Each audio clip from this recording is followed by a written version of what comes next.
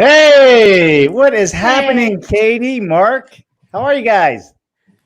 Great. How are you? Thanks for having me. Yeah, thanks for joining. Mark, how are you this morning? Oh, happy holiday, and welcome, Katie of Illinois Green.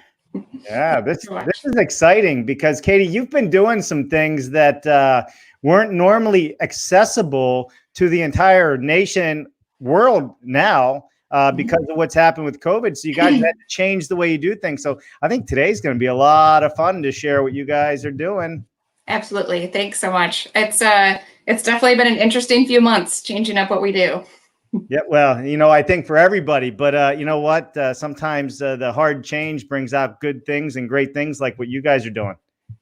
Yeah, absolutely. I think a lot of what I've been doing at my job for the past 12 years is bringing people together in social settings to learn about green buildings, and it's been very different to bring people together online to do the Yeah, same. yeah, It's definitely broadened the reach for sure. absolutely, absolutely. Mark, why don't you give Katie an introduction that she deserves, and I, don't take fir- more I than first 20 want minutes. to But I echo know you'll talk for one. what she said, because it came across all of our airwaves, and she said what I've been doing for 12 years. So what that means is it's a lifestyle commitment.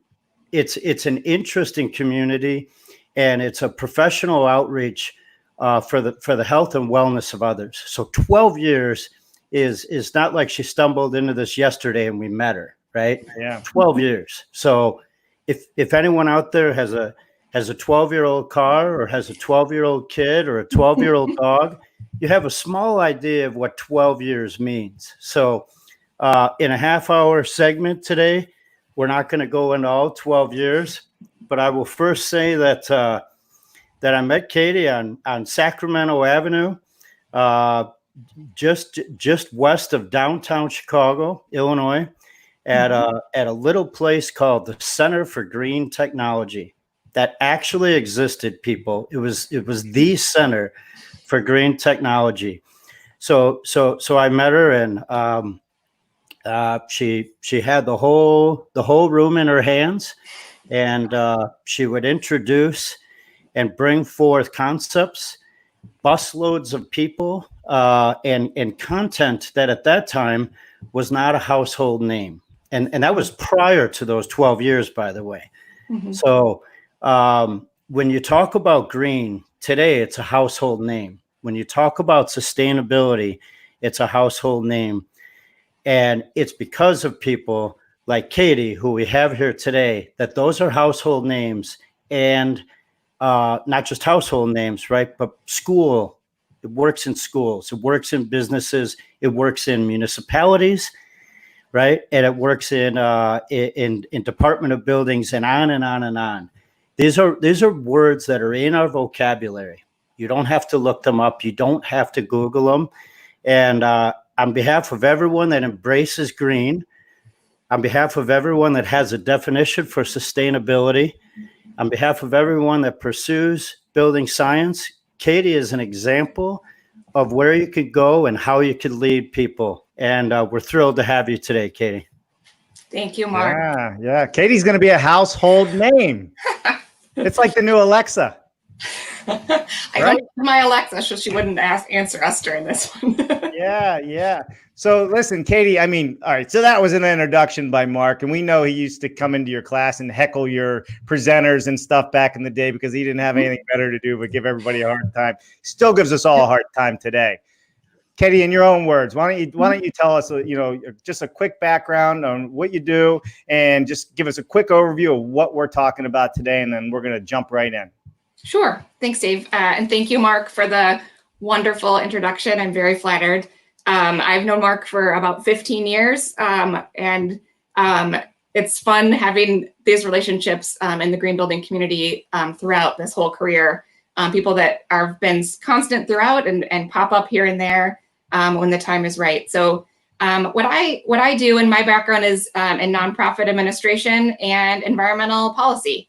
And so what I've been able to do in this job is, and Illinois Green and at Center for Green Technology, was bring those two pieces together, where we can work on policy and green building and education, while also working to bring people together in a social setting, make connections.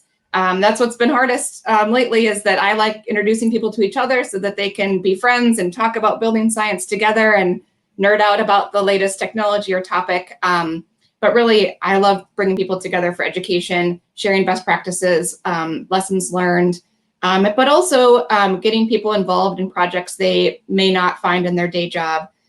So volunteer projects, committees that are working on things throughout Chicago, and even things like this, what we're talking about today, the Greenbelt Home Tour, was brought forth by volunteers. I think Mark was included about 8 years ago. Said, how can we bring together and highlight more green homes in Illinois and make sure that more people are able to build these and see that it's possible here. And so they said, well, why don't we do a tour of all the green homes happening in Illinois right now? And so that's what happened in 2012. It was a volunteer-led effort. People really wanted to highlight that, and they knew through their network who was building those green homes right now. And we were able to bring those together into the first tour. This year, it's a little different. We did 7 years of a tour where you were physically able to go to those sites in Illinois. Just for people in Illinois. Yes, just for people in Illinois at that time. That's why this year's exciting. And you could walk around and talk to the builder and see those homes, but you really could only get to so many in a day and or in a weekend. And so this year we have a new challenge. We can't just traipse through people's homes right now. Nobody really wants us to do that. And so we had to pivot earlier this year. And we found a new way to host this tour. We could have scrapped it, but we didn't. We had all the applications, we had the interest in people. And so it was really just changing the way we do it. And so what that's offered is for everybody in the world to be able to visit these homes, which is really cool. We have almost 200 people already signed up for next week's first session, which is way more than we would have had. It's just a little bit different interaction, but we're able to reach a lot more people. Love it. Love it. And Mark, you had something to do with this, the beginning of all this as well. What don't you have your hands in other than my pocket? So the thing is, part of what Katie said there, I always like to echo what people say, and it is getting together with friends and introducing people. So I believe this started at a pub in Oak Park with people that Katie knows, like an Eric Barton, a Lorraine Blissard, Joan was there, Jason LaFleur, and a couple of other people, and the Chicago Tribune even helped kicked it off at the time. So it was many different suburbs. At one point, we've had a house in Indiana. We've had one by Neopec down the way. And every year there was an evolution based on the participants and based on all the people that work behind the scenes is how it grew. So many volunteers. And as the 8th year, right, numbers are important. This is the 8th year. And when something's around for 8 years, that means that it's working. And so 8 represents the infinity, right? That it will go on and on. And also, this is the 8th episode today with Dave Cooper doing BS. So the fact that the fact that it's online and live and accessible, right, shows how much green is on live and accessible, right? So I think this is going to bolster a whole bunch of fun, and I have much respect for the people that carry the torch day in and day out and prepare these homes for other people to be educated. Opening your home for other people to learn is how it inspires, because until you see it, you don't notice a difference. It just looks like drywall, but it's not just drywall, ladies and gentlemen. Yeah, it's not. And we got a beautiful home to show, but you concerned me with one of your comments, Mark. You said that 8 years or 8 episodes. Does that mean I'm stuck with you for infinity? I would let Jennifer. Yes, it does. All right. I love you, brother. Yeah, you too. Back at you. All right. So why don't we hop into it here? Mark, this first round of houses we're going to talk about, we also have a small video to show. So you just let me know, and we're going to put that up on the screen. But go ahead, Katie. Why don't you take it away with our first category of homes that are going to be virtual? Tell us all about it. Sure. The first session is next Wednesday, July 8th at 3:30 p.m. Central Time. But if you sign up, we'll send you the recording if you can't make that time. So make sure you know you want to see it. And the first session is going to be on all electric homes. And so we got a number of homes that sent in applications for this year. And so, like I said, when we were trying to go virtual and figure out how to break them up, there were several of them that were in this all-electric pilot program with the ComEd Energy Efficiency Program, which was giving incentives for new construction homes to go all-electric. And so we found 4 homes that are participating in that pilot program that had applied. And so we put them all in this first session to really learn how each of them is different, but all have achieved this all-electric status. And I think it's going to be really cool because each home is much different than the next. One's part of a neighborhood development. One's an accessory dwelling unit. There's a townhome and then a standalone home. So they're all different, but all have achieved this status. Yeah. Hey, Dave, if you play a video, can we talk over it while it's going? Well, why don't we try that? All right, I'll do some talking. It's a 20-second video of one of the all-electric homes. Yeah. Let's thanks, Dave. All right, so the video's live. You're seeing the solar shading, right? This is 24-hour video broken down into 27 seconds. There it is. It's nighttime. It's almost morning. This is in Wildwood, Illinois, all electric, passive house with renewables. There's the sun coming up. The umbrella's down. The wind is flying, and the natural landscape makes you want to start your garden. Hot damn, that's wonderful. I love it. Yep, that's just that's one of the homes that's out by way west, and that was one of the homes last year that had the fewest number of people able to attend and get out there. It was a far drive for most people that are in Chicago, so I'm excited that it's on the tour again this year and it's able to be virtual, so more people can learn about that house.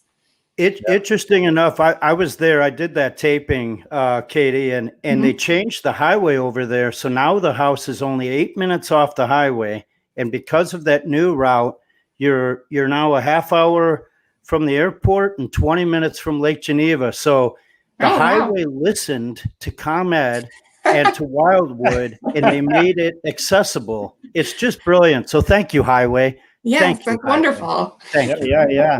And you know what we can do, Mark? If you want, now that we have that video, I can pull up the website that shows all these different categories. We don't have to go into each of the homes, but it'll show. So that's going to flash on the screen here in just 1 second, and then I'll take it off and we'll jump to the next category, because I think it'll be very interesting for people to see how many of these homes are in each category. So this first one is all of the all electric homes. And in this all electric homes category, every one of those has virtual tours within them, correct? Yep, we're going to do that. That's the virtual tour that'll be next week. So some folks are doing high-tech video, some are doing talking over slides, but each of those homes is having their kind of own virtual version of a tour. I'd say though they're all really unique. The first one is by Brightleaf Homes. That second one is by Zoetic. We talked about Wildwood and Brandon's work on as a builder there. And then the Evanston All Electric ADU is with the Evanston Development Corporation, which is really interesting because all accessory dwelling units is something that was grandfathered in Chicago and in Evanston. And now there's a new ordinance allowing those to be built new and added on, which has a really great social equity component, right. But also having that affordable housing addition that's now legal, hopefully in Chicago soon, and definitely in Evanston. I think it's just really cool to be able to highlight that and showcase what can be done in those extra spaces. Yeah, for sure. And so can electric homes, Mark, really be cost effective to live in? All electric. I mean, come on. That's not something that most people hear electric heat and they run for the hills. I'll give you, every once in a while there's trends in words and answers. So I'll give you the current trend. And the current trend, Dave, is it depends. right? So just because your home is all electric does not mean that it's affordable or comfortable. So the homes that are here, they made a third-party certification, and now we're honoring their electric status inside of it. So if you just switch to all electric, and I've been in many all electric buildings that are not insulated, that are not air sealed, that are certainly not healthy, and their ventilation and heating have not been done what I would consider a healthy way. So those are not efficient for humans, and they're not efficient for your energy bills. But these homes that you get access to, right, they are. So they're using less energy, and therefore that all electric applies. There's no combustion of gases. I know, for instance, the Wildwood electric bill is $16, and it's $16 because that's the monthly hookup fee for the electric meter.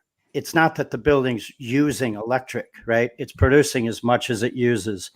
And an ADU that she mentioned is wonderful. I think they've garnered 550 existing lots in the town of Evanston that are capable of receiving ADUs. They use data to pinpoint and say, hey, by the way, knock, knock, knock, neighbor, you can have an ADU.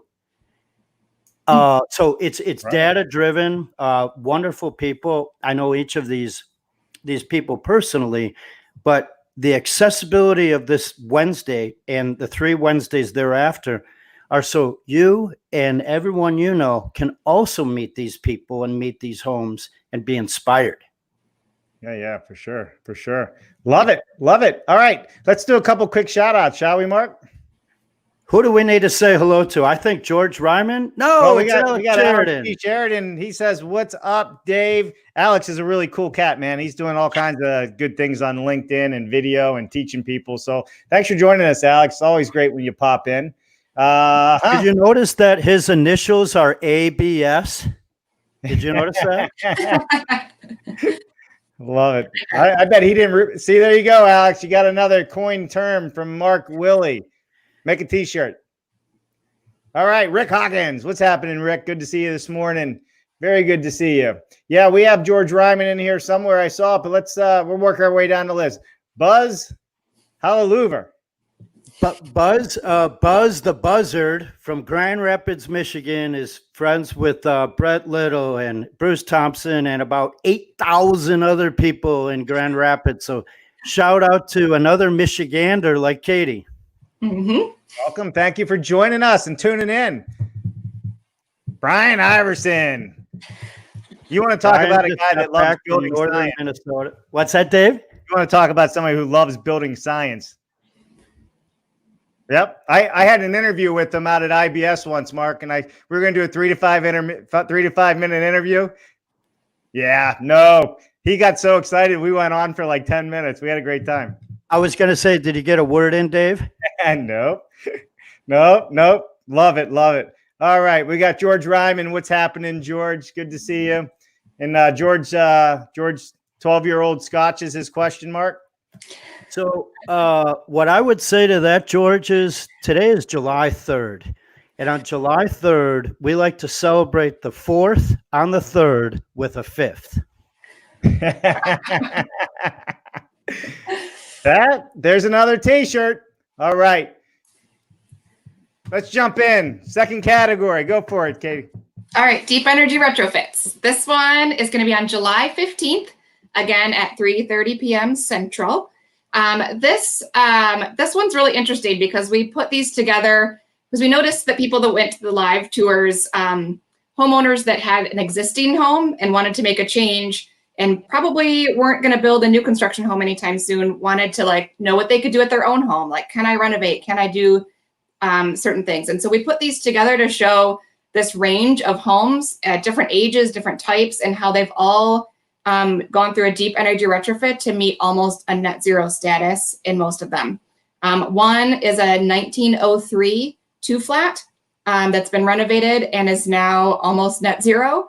There's a split level home in Arlington Heights that was built in the 1960s that's also almost at net zero status.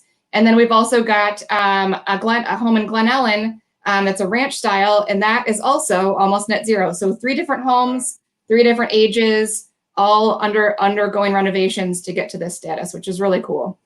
So with that said, Katie, I mean, here's what I don't think a lot of people realize. You don't have to be building a new home to take your home to the next level. And I think that's really important for people to understand, to get the energy efficiency and in some cases get all the way to net zero is achievable. Is that what you're saying? Yeah, absolutely. I've heard all of them talk about it in our practice round for the 15th, and it's just so impressive to me. They all had a really serious goal. They wanted, it's their own home, and they felt really strongly about it and wanted to achieve that. And also, like Mark was saying, be able to share that with others and share an example. The Happy Bulo project, which is in Arlington Heights, I've talked to the homeowners there multiple times. They're so excited to be on the tour. They attended the tour in previous years and really got inspired and wanted to do this to their own home. They were so happy with their neighborhood and their location. They didn't want to leave their neighbors, but they wanted a more efficient home. And so they really looked into, how can we renovate this and make this the space we want it to be? Right. And have made a whole website for it. They've hosted block parties where they're talking to their neighbors about what they've done and are teaching them what's going on. They've also grown almost all their own food on their site, and they have potlucks and feed people and talk to them about building science, which is. So here's what I'm hearing from you. If you do it right, you save a lot of money and you can give back to your community by feeding them and inviting them over to your house. Absolutely. And why not invite the mayor and the municipal officials while you're at it and show them what you can do. So that's what a lot of them have done as well is, some of these code issues are different in every municipality. And so being able to show inspectors and code officials, that these things can be done on existing homes helps educate everybody in the community on how to make that more accessible for others in the future as well. So speaking of education, the first home of those 3 homes on the second Wednesday of the month for the Deep Energy Retrofits is a gentleman by the name of Marcus De La Flor. Marcus stands out in the crowd. He has the best smile and the most inviting hugs. And he's taken this house, and there's a blog that we need to get in the comments. And Dave, if you're someone that's into the minutiae, that blog will tell you why a light bulb was chosen and why various insulation products were installed throughout the home, and why different ones at different parts of the home. The minutia is really inspiring to get to. He happens to be a landscape architect, but he took that existing building and transformed it. So when you embrace the embodied energy, right, that was taken to build those buildings, and you add that, and that idea of carbon that's already there versus destroying, right, or demolishing, or even deconstructing a home is much different than saving that energy and applying a second life to that home. And I got to tell you, they're comfortable. I can't stress enough how comfortable it are. And these people post every day. They're solar, whether it was a great day or a good day. They post it and they educate. Right. So bless your hearts. Love it. Love it. All right. Category number 3. Other than that, I'm just stuck that I'm getting ready to do this, and hopefully my neighbors do it and they can feed me and I can feed them. It made me hungry. Made me hungry. So what's category number 3, Katie? Category number 3 is Passive House Showcase. This one's really exciting because we have a really solid passive house community in Chicago. Mark is part of it. I love Mark is very, very involved. I enjoy going to their sessions. They're next level nerdy than stuff that I put on. So I really enjoy going there and talking to them about passive house. But over the 8 years of the tour, there's been some people that have been consistently on the tour every year. And one of them is Tom Bassett-Dilly with TBDA Architects. And, he's had a home every year. This year, he's showcasing Acorn Glade in Downers Grove. which was on the home tour a few years ago, but now has a lot more years of data. How is it performing over time? And so we're really excited to have this home back on the tour again, not only to talk about the design and the passive house, but also, how are the homeowners experiencing that home? What have they had to change a little bit from lessons learned throughout the years of living there? And, the past few years, we've had maybe 1 passive house, 2 passive house. This year, we have 3 passive homes on the tour, as well as the one Wildwood, which we put in the all electric because we wanted to highlight that as well. So just the growth of that passive house, that we're able to even have a passive house showcase session is really cool. So I'm excited. 2 of these homes are renovations. So 2 renovated homes to passive house standards, and 1 are new construction. Yeah. I have a question, Katie. So obviously we're both good friends with Tom, and first of all, I'd like to relive a memory of last year. Tom presented for the tour, and Dave, every 2 minutes of his presentation, actually no, it was 20 slides in 20 seconds per slide. After every 20 seconds, Tom took a shirt off, because he layered on every single Green Build Home shirt. And I tell you what, Nate Kipnis was jealous because he has those shirts too. But I wanted to ask Katie, the Acorn Glade, if I remember right, that was the one that was produced in a factory. Is that, or? I think that it was. I think you're right. And I know that those homeowners had been and visited a home on the tour 2 years or 3 years prior, met Tom, toured that passive house home in Oak Park, and wanted to build this here in Downers Grove for themselves. And it was offsite construction. I might have been mistaken, Dave. I think that's the one, because it's really neat. One of his houses has a fireplace, and people say you can't have a fireplace. Well, there's no rule of what you can have. It's how you can make it possible, right? There's not a limitation. These houses can look like regular houses, just happen to perform better and be more comfortable, or they can be unique to reflect the style of the folks. But Dave, one of his houses, and I'm not sure if that's the one, and Tom will say, Mark, you should know this.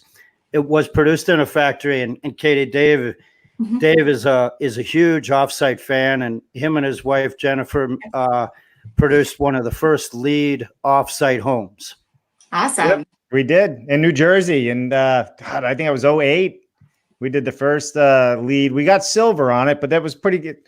Was it silver, right? Yeah, silver. And that's pretty good for our first attempt ever. Very cool. That's something that we weren't able to tap anybody. We were the first ones to do it, and that we knew of.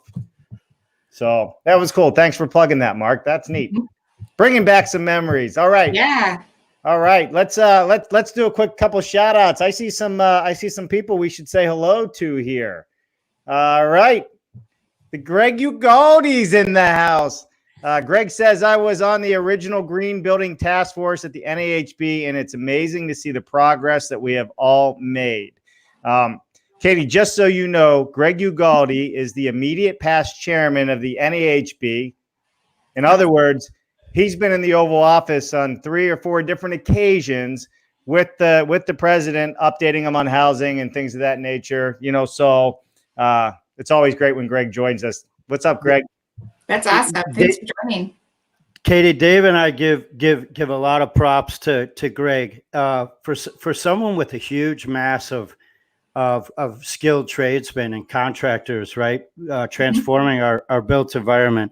For him to embrace building science, and for him to embrace offsite technology, and for him to support and spread the word, it's heart touching, right? Because we get so used to production, but production can mean whatever we say it is, right? And that's why we're all here today, because we feel that passion. And Greg shares it. Greg gets a lot of messages from me, and he's got a voice. I'm glad you're here, brother. Thanks. Yeah, I just saw someone in DC from NAHB just signed up for the tour. So I don't know if it's Greg or if it's someone else that you shared it with. But again, we saw that ticket come in and thought, this wouldn't have happened if we were doing it live in person. You're right. But super excited that from someone from NHB in DC is attending the tour.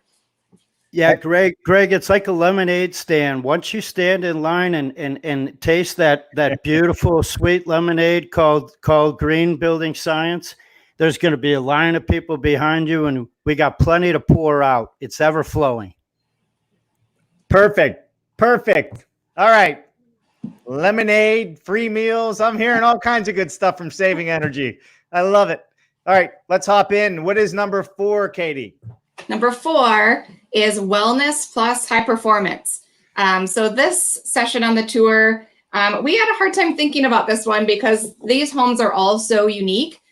So we were trying to find some things that they had in common. And one thing that they really all were trying to focus on was balancing energy efficiency and high performance with really good air quality, low emitting materials, trying to make the home as healthy as possible while also making it as efficient as possible.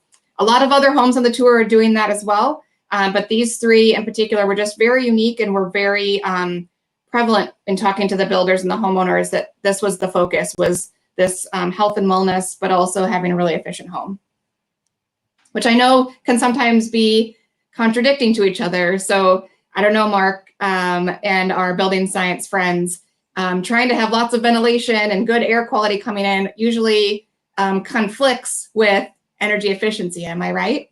Oh, okay. Well, let's explore that. So the 2 homes you have there, Katie, one is sustainability with style, and the other is cool, sustainable home. Yep. And then we have House of the Rising Sun. House of the Rising Sun. Is House of the Rising Sun in Indiana? It sure is. Okay. So if I heard your question correctly, I'll answer. Oh my God, that's beautiful. Sorry, I'm at a loss for words. So speaking of ventilation, Katie, that house is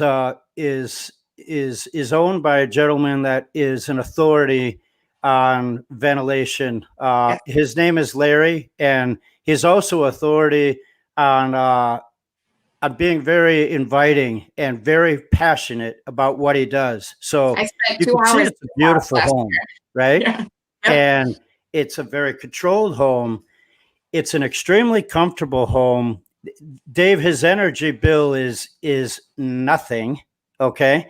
Yeah. The durability and resiliency of that home is like generationally solid.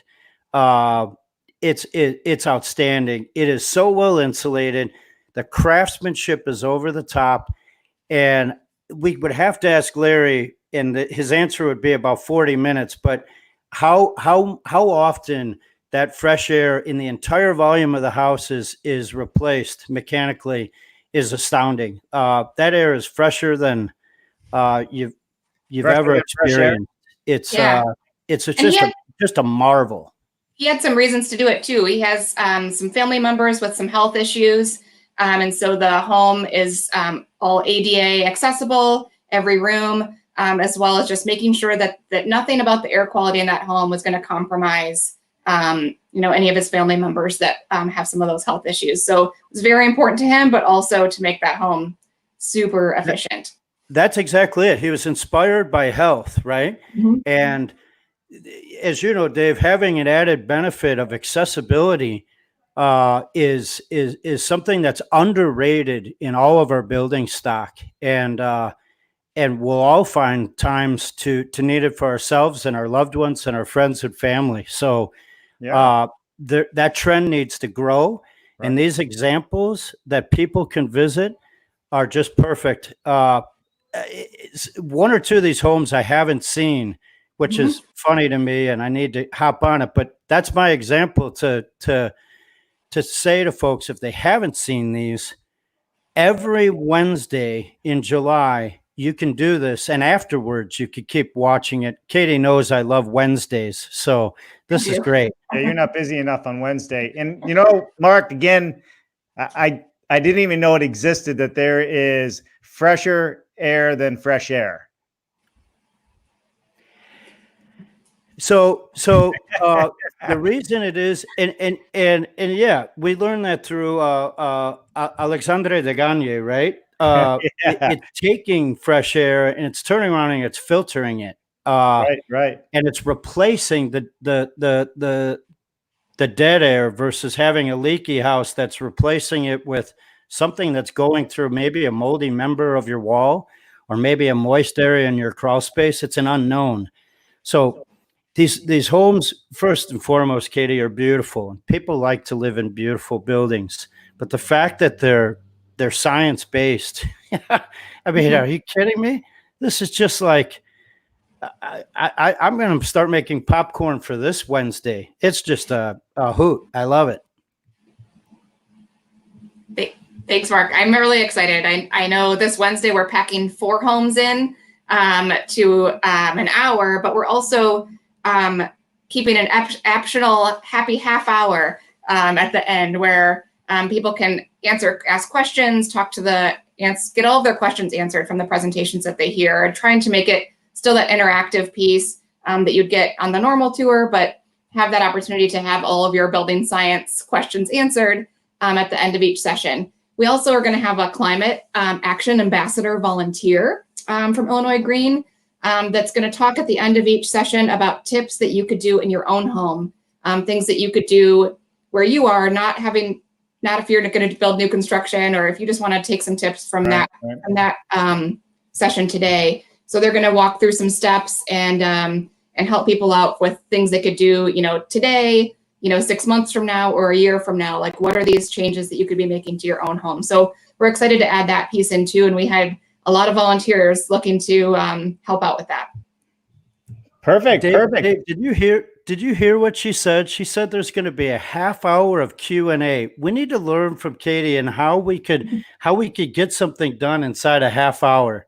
Well, we're already at 41 minutes, Mark. I just don't think it's possible. And we only scheduled 4 things. We didn't even do a top 10 today. Yeah, right. Say, listen, we got a comment here from Brent Musson. Let's see what he has to say. Factory production produces much tighter tolerances than site construction. How does that play into the future of green housing? And just as an intro to Brent, we had a back and forth yesterday. He just got his doctorate on a paper that he wrote studying offsite construction. So he has a very long paper, and it's something I think we're all going to be checking out. So go ahead, answer it. So factory production does do tighter tolerances. There's a friend of ours from Entekra, right? And I don't know who that is. Our favorite line is precision equals performance. So if each member of the rough construction is done precisionally how you want it to be, right? Just like your automobile, just like your plane, just like your boat, just like your appliances. If it's all done correctly, they all come from different places and they get assembled, right? In a controlled setting with the focus on precision and the result being performance. And the performance is each step thereafter is accurate. So the window is now not a half-inch gap all the way around. The sill plates are not close, and it'll work, right? It's good enough for my house, one of those kind of things. Everything has a controlled tolerance, and it's meeting the standard so that the entire structure, the entire envelope is produced the way it was intended, the way it was modeled, the way it was designed, and the way it could be forever enjoyed. Because when it's done that way, it's durable, it's resilient. And these words are big to people and they don't make sense. So we dial it all back and we say, it's what you're looking for. It's what you want to enjoy. So health and comfort, brothers and sisters, that's it. Love it. Health and comfort is great. All right, let me do a couple quick shout outs. People in liking. We have Ian Pope. Ian's over in England. Who else then we? Larissa Menaja, I think is how you say it. Menaja. She's in Reno's in Women in Business. Thank you for joining us. James Roger. You guys know who James Rogers is? Business development guy, one of the top guys. Business development for Katera is checking in with us today. Hey, man, good to have you on board, James. Good to see you. E. Jude is joining us. So I just wanted to make sure we give a couple shout outs to them. Shall we get into what your favorite quote is? Ooh, sure. Shall we? Shall we? And then I'm going to give you hard questions. You thought you were getting off easy, but we got some tough ones coming up. All right. I'm ready. All right, here we go. Let's find what is your favorite quote. My favorite quote is "Work hard at work worth doing." I know that's a Teddy Roosevelt quote, but my frame for it is it's a Leslie Knope quote from Parks and Rec, which I embody and live my life to be like Leslie Knope. So that's my quote. I have it framed on my wall. It's something that I love. Perfect. In order to honor your love for the show and your love for that quote, I think if there's anyone listening that's ever watched the show and enjoyed Parks and Rec and the wonderful comedy of Amy Poehler, right? I believe it's your duty to give Katie the thumbs up and join her every Wednesday in July on the tour and spread the Parks and Rec love. That's right. I'm working hard at work worth doing, and you should join me. So fun. I bet. All right. So Katie and I also talked about this one, and I'm going to put on my 4th of July hat. Are you guys okay if I wear a hat? Yes. Put it on, Dave. Let me see if I can get there it is. All right. We are almost into the 4th of July, and we're going to have us a good time. So on this next question, Katie, you cannot say my hat as your answer. The stupidest thing I've ever seen. Well, the stupidest thing I've recently seen, it's not housing related. It might be also the weirdest thing I've recently seen is driving down my street was the Wienermobile followed by the Planters Peanut Mobile, riding back and forth next to each other all through my town. It's not a sight I see in Brookfield, Illinois ever.